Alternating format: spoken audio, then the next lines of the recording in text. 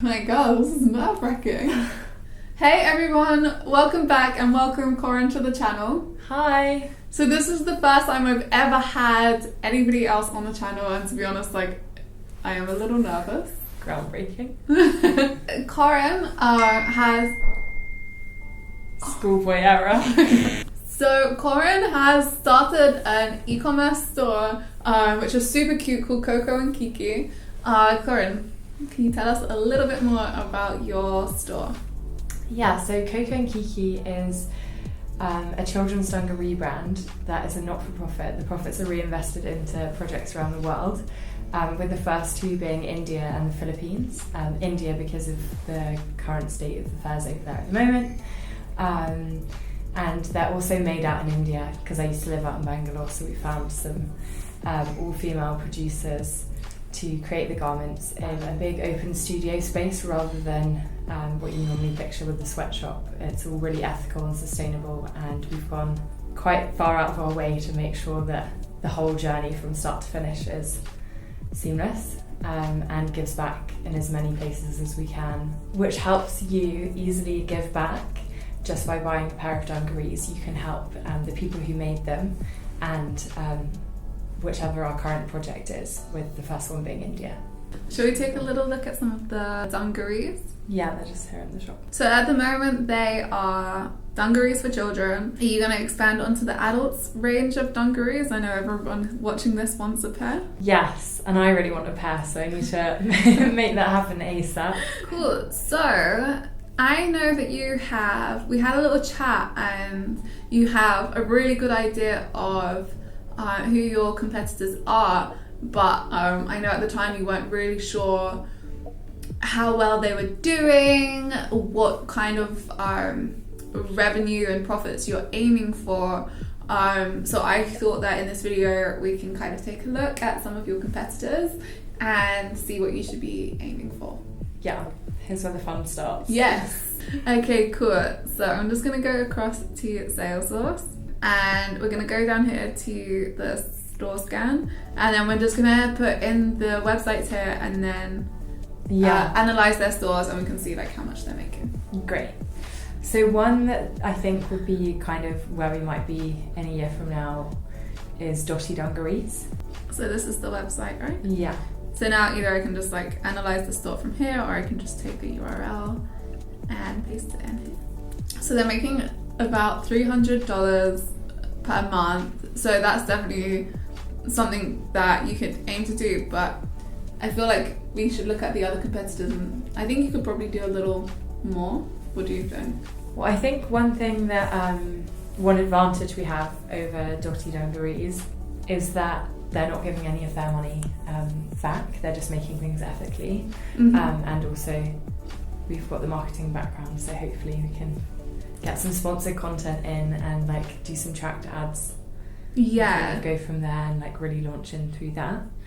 But yeah, I'd be really interested to see our other competitors. Yeah, and I guess the other thing as well is you have a lot more of your own branding, but it's also good to see the price range that they're selling their dungarees in. Okay, so who's next? So this is Genie. So what we can do is go ahead and analyze this store. And yeah, so they're doing about the same at the moment. They're doing between $300 and $346 per month. And we can see here that their corduroy dungarees are their best sellers. Well, that's good news. That is great news. And what we can also do is go across to their products, and we can see how much they're selling them for, so that can kind of help out when you're looking at your own pricing and be confident with what you're selling it at. And you can see their theme and everything. Yeah. It's actually how they built their website. Exactly. So here we can see their theme. So you can see that they've used Prestige, and then you can click onto it, and then you would be able to try that theme yourself. And then we can also go ahead and see what apps they're using. I know that you had one more. Who shall we look at next? Yeah, I feel like let's try... Is Kite Clothing? Should we try that? Okay, so about the same, 250 to 377. Why don't we look at Finister an ethical clothing brand that make things out of recycled things, and they're really trying to go environmental. Do they do Finister Kids? I don't think so. Okay, so that could be like the gap in the market. Woo, okay, there we go. So now we have a little bit more data. So they're making about $26,000 to $37,000 a month. Right. They do have great ad campaigns. Yeah. And they're from Cornwall, you're from Dorset. You know? Seaside brands. Yeah. What are they selling? Let's have a look at their products, if you don't mind. Sure. So yeah, we can see here that for some reason their packing cubes are one of their best sellers. So we've got their Avril dress and their Vein changing robe. So this is really interesting if you wanted to add any other products to your store at any point. Just one thing I wanted to add on to this is that 40% of their traffic is in Australia. That is so interesting. So maybe it's worth branching out to Australia, where they obviously love all of these like ethical clothing and ethical brands. And their currency is slightly higher. Oh yeah. So if you're able to get maybe a small warehouse or something there, then... That is so interesting. I wonder if one of the founders is Australian, or if they've just... Maybe they've done some targeted advertisement to Australia. Yeah, exactly. Oh, and you've got like a full breakdown of... Yeah, it's like when they're the most popular, like what months they sell the most. And they're obviously really popular in November for some reason. Every November they spike. Oh, ahead of Christmas. Yeah, that's true. Trotters are a good idea. Let me just see if they... Oh my god. Okay, there we go. Yeah, so they're making 71,000 to 120,000. I know their physical store as well as an online store, but they actually have most of their traffic in Japan. Wow. Blimey, that's diverse. Yeah. So the wonderful thing about e-commerce is literally it opens you up to the world. I guess it can get more complicated in terms of like warehouse and that kind of thing, but if you have that much of your market in Japan, it's worth it. It's definitely worth it. And I think one thing that we have seen is the other stores seem to be more UK based, but where brands like Trotters and Finister have branched out to Japan and Australia, that seems to be where a lot of their traffic is coming from. Let's see what products they're selling the most of.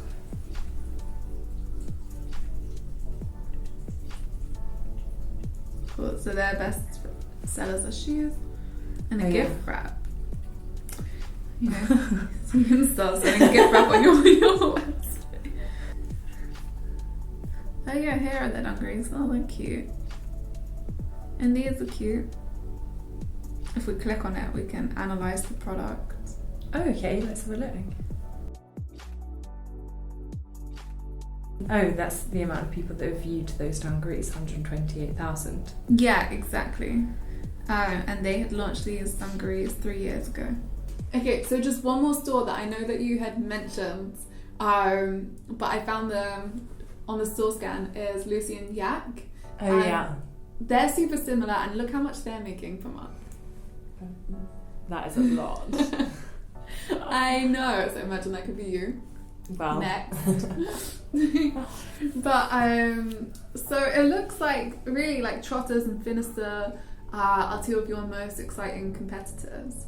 And I just wanted to show you how you can look at their ads, so maybe you can do something similar. Yeah, I'd be really keen to see that. Cool, so what you do is go onto their Facebook page and just scroll down here to page transparency, and here you can just say see all. Now what you can do is go to the ad library. Okay.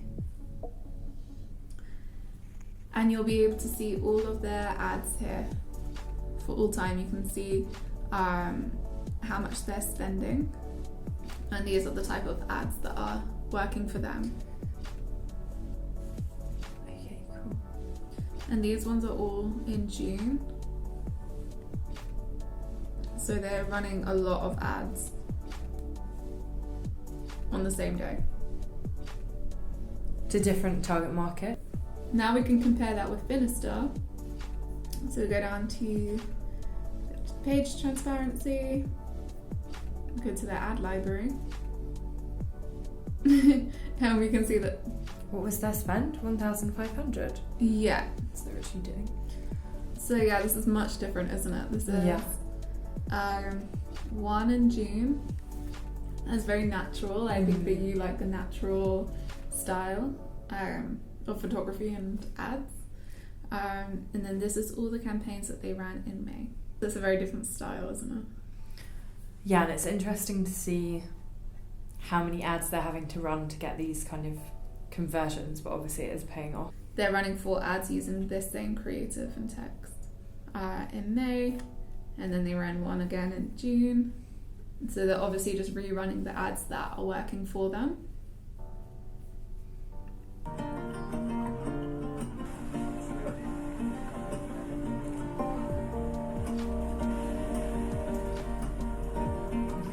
But yeah, I hope that gave you like more of an insight of where you could be with your e-commerce business. Yeah, it's really interesting to see like the potential and then also get the building blocks as to how they might have got there. Yeah, I know that the most successful stores are spending money on Facebook ads to get that traffic in, because sometimes that can be so daunting, spending the money before you're getting it back, but I guess it's just part of the process. I think one of the things that was most interesting for me was locations, that stores branching out in Japan or like Australia were bringing in so much traffic from those regions as well as the UK. Yeah, no, and I guess that would mean that once you found your market in terms of which country, then you could just hit them with a bunch of ads like these guys are doing. Yeah, exactly. Cool. Well, I hope you like carry on using it, and maybe in a few months' time when you're making millions, we can do another video and you can tell us how it all went. Yeah, no, I'd be really interested to check some other. It's quite addictive now, isn't it? Looking at different people's. Yes, yeah, and looking at their stores and seeing how they're doing. I'm definitely addicted myself. Guys, if you have any questions for Corrine, drop them in the comments below, and I'll get them over to her. Yeah, great. Thanks, Persia. And see you next time. And make sure you subscribe to see Corrine back here in a couple of